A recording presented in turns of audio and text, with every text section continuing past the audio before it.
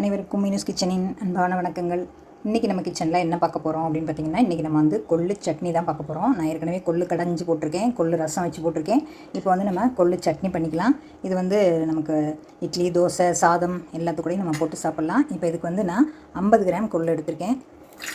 ஏற்கனவே கொஞ்சம் வறுத்து தான் வச்சுருக்கேன். இந்த சின்ன பொடி பொடி கல்லாக இருக்கும், அதனால் நல்லா சுத்தம் பண்ணிவிட்டு பார்த்து எடுத்துக்கணும். அந்த தோல் மாதிரி கூட இருக்கும், அதாவது அந்த கொள்ளு உரித்து எடுக்கும்போது அந்த தோல் இருக்கும், அதெல்லாம் இல்லாமல் நல்லா சுத்தம் பண்ணிவிட்டு இந்த மாதிரி வறுத்துட்டு இதை வந்து நம்ம குக்கரில் ஒரு 3 விசில் இல்லை 4 விசில் விட்டு எடுத்துக்கலாம். இதுக்கப்புறம் நம்ம வெங்காயம், பூண்டு, பச்சை மிளகாய் எல்லாம் நம்ம தாளிச்சிட்டு அப்புறம் நம்ம கொள்ளு அரைக்கணும். இப்போ வந்து நம்ம இதை கொள்ளை நல்லா வேக வச்சு எடுத்துக்கலாம்.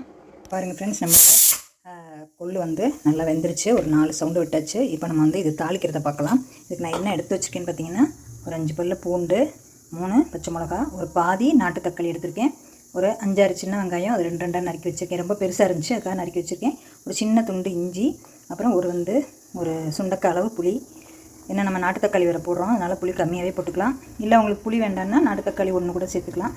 ஒரு சின்ன சின்ன துண்டுகளில் தேங்காய் ஒரு 5-6 துண்டு எடுத்திருக்கேன். இப்போ நான் அடுப்பத்தை வச்சுட்டு கடாய் வச்சு அதில் ஒரு 1.5 ஸ்பூன் ஆயில் சேர்த்துருக்கேன். இப்போ வந்து நம்ம அதில் கடுகு, உளுந்தம்பருப்புலாம் பொரிச்சிக்கலாம். கடுகு, உளுந்தம்பருப்பு, 2 வரமிளகாய் எடுத்திருக்கேன், 3 பச்சை மிளகாய் எடுத்திருக்கேன். நம்ம இதெல்லாம் சேர்க்கும்போது கொஞ்சம் காரமே இருந்தாலும் ஒன்றும் செய்யாது. இப்போ நம்ம வந்து பெருங்காயம் எடுத்து வச்சுருக்கோம். இது வந்து இன்னொரு தடவை தாளிக்கும்போது நம்ம எடுத்துக்கலாம். அரைச்சிட்டு தாளிக்கும்போது அது போட்டுக்கலாம். இப்போ கடுகு, உளுந்தம்பருப்பு இது நல்லா பொரிஞ்சதுக்கப்புறம் நம்ம பூண்டு, வெங்காயம் எல்லாம் சேர்த்து நல்லா வதக்கி எடுத்துக்கலாம். அதுக்குள்ளேயும் நம்மளோட கொள்ளும் நல்லா வெந்து வந்துடுச்சு. நான் ஏற்கனவே வறுத்து வச்சுருக்கேன். ஏன்னா நம்ம வந்து டப்பாவில் போட்டு வச்சுக்கிறோம், அப்போதைக்கு எப்போ தான் வாங்கி செய்ய முடியாதுங்கிறதுக்காக ஒரு 1/4 கிலோ அந்த மாதிரி வாங்கி வறுத்து எடுத்து வச்சுருக்கேன். அதனால் வந்து உங்களுக்கு கலர் சிகப்பாக இருக்குது. இந்த பழமொழி சொல்லுவாங்க இல்லையா, கொளுத்தவனுக்கு கொள்ளு, இளைச்சவனுக்கு எள்ளு அப்படிம்பாங்க. அதாவது ரொம்ப ஒல்லியாக இருக்கவங்க கொள்ளு சாப்பிடணும், ரொம்ப ஆமாம் ஒல்லியாக இருக்கவங்க கொள்ளு சாப்பிட்டா ரொம்ப வத்தி போயிடுவாங்க.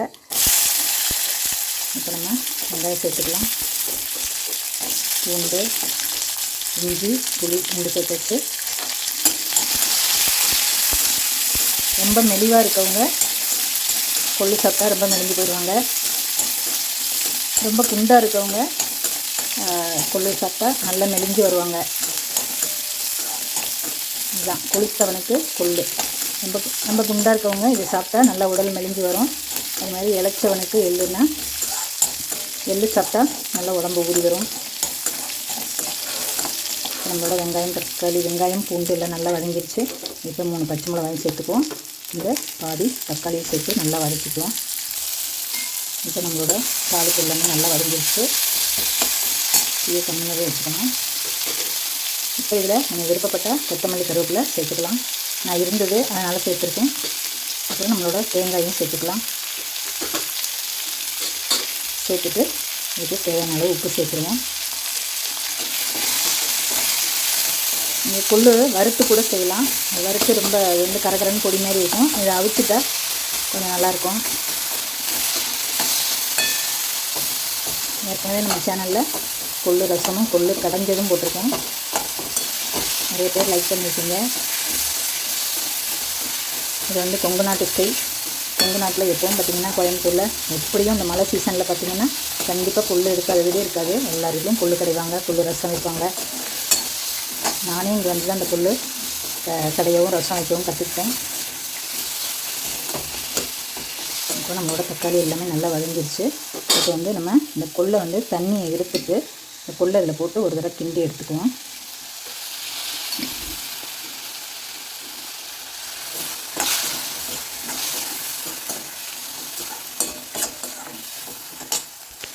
இப்போ நம்மளோட கொள்ளு சேர்த்து நல்லா வதக்கி வச்சு உப்பு மட்டும் கரெக்டாக செக் பண்ணிக்கோங்க. பார்த்துட்டு இது போட்டுக்கலாம். இந்த சட்னி வந்து சூடான சாதத்தில் நெய் போட்டு பிசைஞ்சு சாப்பிட்லாம். அப்படி இல்லை தோசை, இட்லி எல்லாத்துக்கும் சாப்பிட்லாம். இது கூட நான் கொஞ்சம் வெல்லம் சேர்த்துருக்கேன், ஒரு சின்ன அச்சு வெல்லம். உங்களுக்கு விருப்பமானா சேர்த்துக்கோங்க, இல்லைன்னா ஸ்கிப் பண்ணிடுங்க. கொஞ்சம் டேஸ்ட் நல்லாயிருக்கும். இது நல்லா ஆறுனதுக்கப்புறம் நம்ம மிக்சியில் கொஞ்சம் கரகரப்பாக அரைச்சிக்குவோம், ரொம்ப நைஸாக அரைக்காமல். இப்போ நான் அடுப்பு ஆஃப் பண்ணிவிட்டேன். இப்போ இதுக்கு தண்ணி வந்து ஊற்றும் போது நம்ம இந்த அவிச்ச தண்ணியை சேர்த்து ஊற்றி நம்ம அரைச்சிக்கலாம். இப்போ நம்மளோட கொள்ளு வதக்குனது நல்லா ஆறிடுச்சு. இதை வந்து நம்ம மிக்சியில் சேர்த்து கொஞ்சம் குறகுறப்பாக அரைச்சி எடுத்துக்கலாம். கொள்ளுக்கு பச்சை தண்ணி ஊற்றாமல் இந்த அவிச்ச தண்ணியை சேர்த்து ஊற்றி நம்ம அரைச்சிக்கலாம். இப்போ நம்மளோட கொள்ளு சட்னி சூப்பராக அரைச்சி எடுத்தாச்சு. இப்போ மறுபடியும் இதுக்கு ஒரு தாளிப்பு கொடுத்துடலாம். இதுக்கு சும்மா ஒரு 4-5 சின்ன வெங்காயமும் 2 பல் பூண்டு, கொஞ்சம் மல்லி, கருவேப்பிலை எல்லாம் எடுத்துருக்கேன். எடுத்து நம்ம கடுகு நம்பர் போட்டு சின்னதாக ஒரு பச்சை மிளகாய் சேர்த்துருக்கேன். காரமெல்லாம் ரொம்ப கரெக்டாக இருக்குது. நீங்களும் அந்த மாதிரி செஞ்சு பாருங்கள். அப்புறம் இது எல்லாத்தையுமே நம்ம தண்ணி ஊற்றி கலந்துட்டோம்னா கொஞ்சம் சதன்னு ஆயிரும். அதனால் முதல்ல கொஞ்சம் கிண்ணத்தில் எடுத்து வச்சுக்கலாம். நம்ம தேவைக்கு தகுந்த அளவு மட்டும் தண்ணி ஊற்றி கரைச்சிக்கலாம். மிச்சத்தை நம்ம அப்படியே எடுத்து வச்சிட்டோம்னா நாளைக்கு கூட வச்சுக்கலாம். கொஞ்சம் எடுத்து வச்சிட்டோம்னா மிச்சத்தை தாளிச்சிட்டு தண்ணியும் சேர்த்து வச்சிட்டோம்னா ரொம்ப சில பேருக்கு அப்படி ரொம்ப புட்டு மாதிரி இருந்தால் பிடிக்காது. அதனால் கொஞ்சம் தண்ணி சேர்த்துக்கலாம். இப்போ நம்மளோட எண்ணெய் காஞ்சிருச்சு. இப்போ இதுக்கு கடுகு, உளுந்தம்பருப்பு, பெருங்காயம் எடுத்து வச்சோம் இல்லையா, பெருங்காயம், இப்போ இந்த பூண்டு எல்லாத்தையும் நம்ம சேர்த்துக்குவோம். ரொம்ப டேஸ்ட்டாக இருக்கும். இந்த மாதிரி செஞ்சு பாருங்கள் அவசியம். அதுவும் இந்த மழை நேரத்தில் ரசமாக இல்லாட்டி கூட இந்த மாதிரி செஞ்சிட்டிங்கன்னா சாதத்தில் போட்டு சூடாக ரசம் சாப்பிட்டுக்கலாம்.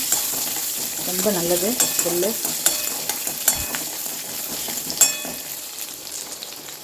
நம்ம வெங்காயம், பச்சை மிளகா, கருவேப்பிலை எல்லாமே சேர்த்துக்குவோம். இப்போ நம்ம அரைச்ச துவையில் இதில் சேர்த்துக்குவோம். மிக்ஸி கலந்த தண்ணி இருக்குது, அதை இதில் சேர்த்து கொஞ்சமாக கலந்து விட்டுக்கிறேன்.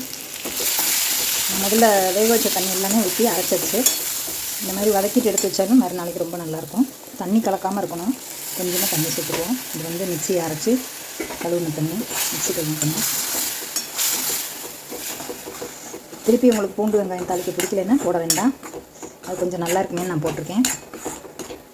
இதை அப்படியே நம்ம எடுத்து பவுலில் மாற்றிக்குவோம். இப்போ நம்மளோட கொள்ளு சட்னி சூப்பராக தயாராகிடுச்சு. அப்படியே சூடாக அப்படி சாதத்தில் போட்டு சாப்பிட்டிங்கன்னா நெய் விட்டு தேவாமிர்தமாக இருக்கும். இப்போ நம்மளோட கொள்ளு சட்னி ரொம்ப டேஸ்டியாக சூப்பராக சூடாக ரெடி ஆயிடுச்சு. இந்தமாதிரி கொஞ்சம் கரகரப்பாக வச்சுக்கோங்க, ரொம்ப நைஸாக இல்லாமல். அப்போ தான் ரொம்ப நல்லாயிருக்கும். ஓகே ஃப்ரெண்ட்ஸ், இந்த வீடியோ பிடிச்சிருந்தா லைக் பண்ணி, ஷேர் பண்ணி, கமெண்ட்ஸ் பண்ணுங்கள். அவசியம் செஞ்சு பாருங்கள். சப்ஸ்கிரைப் பண்ணுங்கள் ஃப்ரெண்ட்ஸ். அனைவருக்கும் நன்றி. கொளுத்தவனுக்கு கொள்ளு, இளைச்சவனுக்கு எள்ளு. ஓகேங்களா? ரொம்ப நன்றி ஃப்ரெண்ட்ஸ். அடுத்த வீடியோவில் பார்ப்போம்.